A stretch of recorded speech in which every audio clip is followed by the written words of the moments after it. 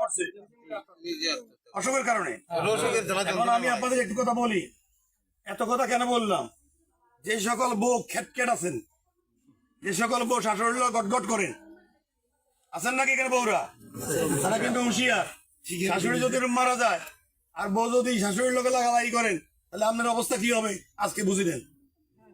কথা ঠিক আছে, কথা বুঝছেন না বুঝেন না? এরপরে যারা এনে জামাই আছেন তারাও বুঝি নেন। স্বামী এরকম আমরা যখন আসবো বলবো যে স্বামী ডেরি বউ পিটায়, কথা বলে না। যদি এরকম কথা শুনি তাহলে বউ যদি এরকম মারা যায় স্বামীর কি অবস্থা আমি ভালো করে বুঝলেন। তাহলে স্বামীরা এখন তো আর বউ পিটাইবেন কিনা, কথা বলে না, পিটাইবেন নাকি?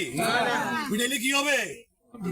আর যারা বিয়ে করো নাই বিয়ে করবা, যারা বউ পিটানোর চিন্তা করো, মাথার থেকে বাদ দিবে না, মনে থাকবে। বউ তো আর মারধর করা যাবে না, মারধর করা যাবে না, ঠিক আছে? আত্মহত্যা করা যাবে না, আত্মহত্যা করা যাবে না। আমরা খেয়াল রাখবো, আমরা যে আল্লাহ আমাকে আত্মহত্যার জন্য কেউ প্রস্তুত হবেন না, কেউ আত্মহত্যার জন্য প্রস্তুত হবেন না, কেউ আত্মহত্যা করেন না, কথা বুঝছেন কিনা? আজকে কত লোক আসছেন বলুন তো? আজকে বহু লোক আসছেন, ঘন্টার পর ঘন্টা শেষ করতেছেন না? এই সমাজে যদি আমরা প্রত্যেকে মিলি এরকম 2 ঘন্টার করে টাকা দিতাম এই মহিলাকে, কথা বলে না, তার চিকিৎসাটা আরো ভালো হইতো না? দেখেন মরে যাওয়ার পর সবাই এসছি, ঘন্টার পর ঘন্টা সময় নষ্ট করতেছি, কিন্তু আমরা যদি মনে করি যে 2 ঘন্টার পরিশ্রম করব, পরিশ্রম করে সে আয়টা আল্লাহর হস্তে কোন অসুস্থ রোগীকে দিব, দেওয়া কি সম্ভব না? সম্ভব না। সমাজে এভাবে চিন্তা করবেন যে একটা অসুস্থ, আমি কোনো কাজ করি না, আপনি ছাত্র, বড় লোকের ছেলে, সমস্যা নাই, একদিন বলেন ভাই আমি আপনার ধান কাটে দিব, আমি 500 টাকা পাবো, এই টাকাটা আমি গরিব মানুষকে চিকিৎসার জন্য দিব, দেওয়া সম্ভব না? সম্ভব না। আমরা সবাই এইভাবে সাহায্য করবো।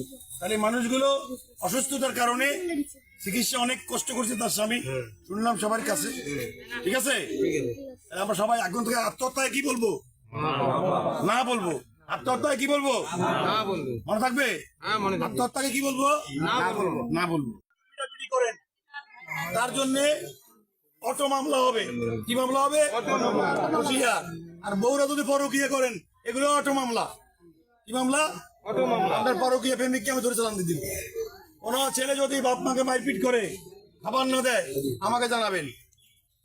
যদি কোনো এলাকাতে ক্যারাম বোর্ড খেলায় টাকা দিয়া, যদি কোনো এলাকায় লুডু খেলায় টাকা দিয়া, মোবাইলে জুয়া খেলে আমার খবর দিবেন, ওর মোবাইলে থাকবে না, ওর মোবাইল আমি সরকারের কাছে জমা দিব।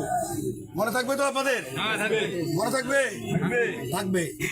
আর এলাকা কেউ মাদক খায় শুধু আমার খবরটা দিবেন, ও অস্বীকার করলে হবে না, ও রক্ত পরীক্ষা করে আমি ধরে ফেলবো, ঠিক আছে? মাদক বিক্রেতার খবর দিবেন, মাদক বিক্রেতা, মনে থাকবে তো? আর এই এলাকাতে স্বামী স্ত্রী বেশি গন্ডগোল হচ্ছে, হুঁশিয়ার স্বামীরা। আর যারা কাজ করে না, কোন ছেলে বেকার থাকে, আমার খবর দিবেন, ও জেলখানে থাকবে, ও কাজ করবে না। আমরা সারাদিন কাজ করে ভাত খেতে পারি না, ও কাজ না করে খাকি পাবে, মনে থাকবে তো? সারাদিন মোবাইল চালায়, বাবা বললো গন্ডগোল করে কাজ করে না, এদের খবর দিবেন, মনে থাকবে তো? আপনারা জানেন না? জানেন না? জানেন না? জানেন না? এখন এই যে ভদ্র মহিলা মারা গেল, আত্মহত্যা করলো, এই ব্যাপারে কি আপনাদের কোনো আপত্তি আছে কারো? ভিডিও করেন। এই মহিলা কি কারণে মারা গেল বলেন তো একজনে? অসুখ যন্ত্রণা। তাদের স্বামী স্ত্রীর মধ্যে সম্পর্ক ভালো ছিল? এদের ছেলের বউ, ছেলের সাথে মহিলা সম্পর্ক ভালো ছিল না খারাপ ছিল? ভালো ছিল। আর মৃত্যুর জন্য কেউ দায়ী নয়।